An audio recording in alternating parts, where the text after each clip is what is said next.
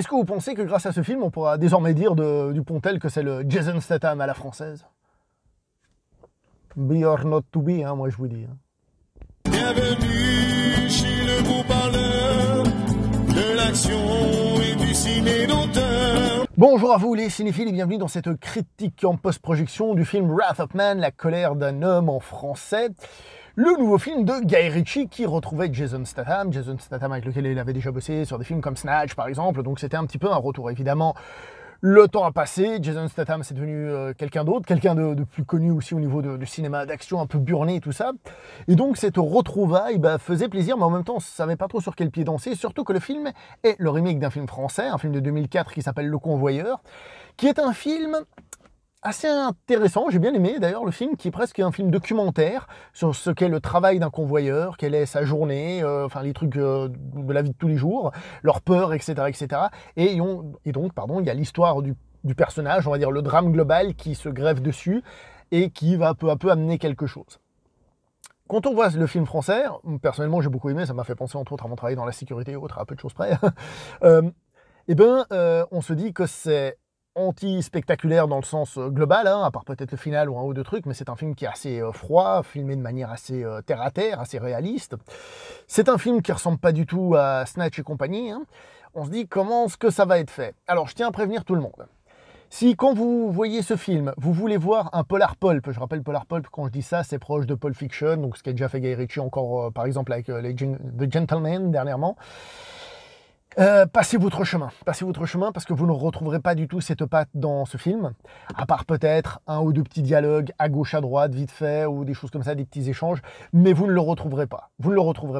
Le film, c'est Jason Statham qui fait du Jason Statham. Ne cherchez pas non plus un Oscar pour lui ou quoi que ce soit. Il va être comme ça tout le film et pas content. En même temps, vous avez vu le titre du film, La colère d'un homme. C'est pas le convoyeur, c'est la colère d'un homme. Donc forcément, il va tirer la gueule tout le temps et c'est ce qu'on va lui, entre guillemets, lui demander. Donc il y a une grande différence entre l'original et celui-ci. Et je dirais que l'autre principale différence, c'est que celui-ci, cette version Wrath of Man, est une version, on va dire, hollywoodienne de la version française. Alors bon, tu verras un remake, bon, il est plus anglais qu'américain, je crois, ce film. Officiellement, il est les deux. Il a été tourné à Londres, mais il est censé se passer à Los Angeles, par exemple. Guy Ritchie, je crois qu'il est anglais.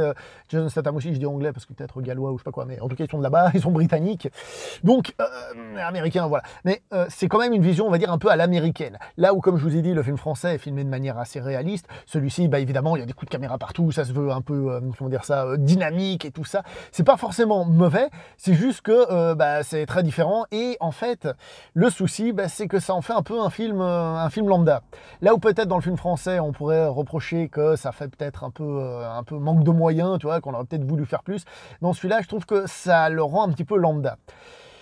Guy Ritchie, pour les films que l'on aime bien de lui, hein, même ceux que certains aiment moins, je sais par exemple le roi Arthur par exemple il fait débat, mais le roi Arthur c'est quand même on prend un principe qui est la légende arthurienne et puis on en fait un truc un peu foufou, un peu comme Sherlock Holmes aussi, hein, on prend un truc qui existe et on en fait un truc un peu foufou. Donc je disais que c'est quelqu'un qui aime bien en règle générale les films chorales, les films avec plusieurs personnages, et il va le faire ici en utilisant quelque chose qui est aussi dans l'original, un flashback, sauf qu'ici il va le faire plus long et ça, je ne veux pas vous raconter, mais ça fait peser un peu, enfin ça pèse un peu sur le film, sur la longueur, parce que entre autres, il y a des personnages qu'on laisse de côté, on prend de nouveaux personnages, ensuite après on essaye de reprendre, et hop, on mélange tout ça. Et j'ai un peu de peine avec le fonctionnement. Le film, donc ce remake est plus long que l'original, et il développe plus certaines choses. Je vais donner un exemple. Dans l'original, on avait l'assaut final qui était un peu une espèce de conclusion un peu, pas forcée, mais c'est genre bon voilà, on va le faire et les méchants ils le font parce qu'ils le font, tu vois. Tandis que là non, on va voir les méchants qui discutent, on va faire ça va être génial, on va faire comme ci et tout ça, et puis il y a l'assaut final. Dans l'original c'est presque plus une conclusion un peu, peut-être un peu facile, mais je pense que le public même français serait plus habitué à ce genre de finale anglo-saxon, on va dire. Ouais, donc il y a un peu plus de discussion, tout ça. Parmi les acteurs, il y a aussi des têtes bien connues, hein, parce qu'il y a aussi Josh Hartnett ou encore Scott Eastwood, Andy Garcia. Il y a des personnages, mais je trouve qu'on s'attache pas trop à eux. On les zappe un petit peu, on passe de différents blocs.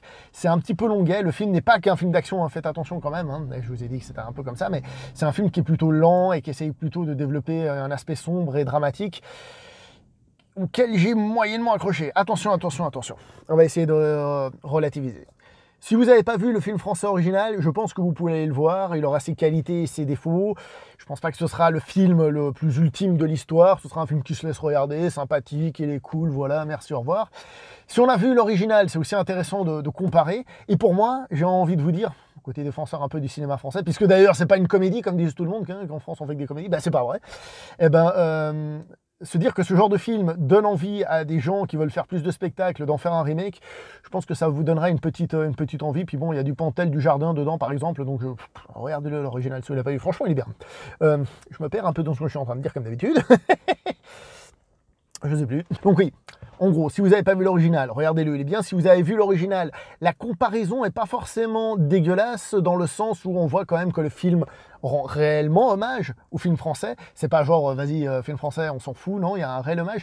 Mais disons qu'il rajoute cette couche de cheesy par-dessus qui peut être très cool, mais qui peut aussi nous dire, oui, bon, on tombe un peu dans les stéréotypes à l'américaine, même si, comme j'ai dit, il y a de l'anglicisme là-dedans. À l'anglo-saxonne, on va pas se faire chemir. Donc voilà en gros pour le film, hein. Il n'y a pas grand chose à dire de plus. Les scènes d'action sont bien filmées, c'est bien filmé, c'est Guy Ritchie, vous voyez ce que je veux dire. Même quand il nous a fait Aladdin, bah, il s'est plutôt bien débrouillé. Que vous aimiez ou pas le film, je parle niveau mise en scène, même s'il était dans un cadre très fermé. Ensuite il nous a refait The Gentleman, peut-être pour gagner de l'argent et faire plaisir à ses fans, et du coup hop pour un autre projet. Si ça c'est son projet plus personnel qui vient derrière, c'est correct. C'est sympa, mais honnêtement, voilà quoi, je trouve ça un petit peu dommage que Statham fasse du Statham et que le film soit finalement un truc un peu plus quelconque que ce qui aurait pu être fait, parce qu'un réalisateur comme ça, on espérerait qu'il nous fasse un truc un peu plus poussé. Bon, de toute façon, je vais m'arrêter là. Je pense que vous avez compris le principe. Donc voilà, après évidemment, à vous de savoir si vous voulez aller le voir, pas le voir, et puis n'hésitez pas à me dire si vous avez aimé dans les commentaires, et de liker la vidéo, de la partager s'il vous plaît, et de vous abonner si ce n'est pas déjà fait, pour que l'on puisse parler d'autres films, pour la motivation de parler d'autres films. Donc moi je m'arrête là, merci à tous, portez-vous bien, hasta la vista baby. C'est pas le bon film.